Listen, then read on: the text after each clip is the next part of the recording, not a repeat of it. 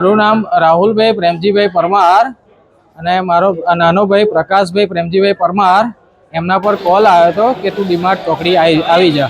તો પ્રકાશ એક્ટિવા લઈને ડીમાર્ટ ચોકડી ગયો.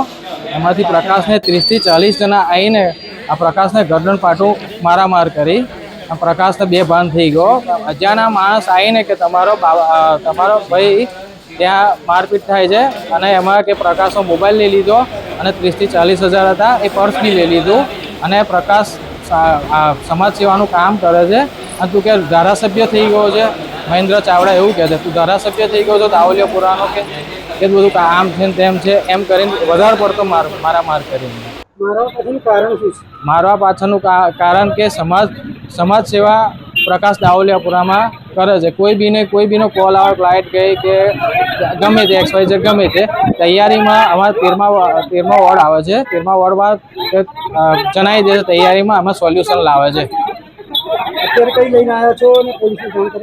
પહેલાં તો અમે સિવિલ હોસ્પિટલમાં લઈ ગયા હતા. પછી ત્યાંથી કેસ અહીંયા આપણે રાધાસ્વામી હોસ્પિટલમાં એડમિટ કર્યા છે. તો CT સ્કેન બધું ચાલે છે.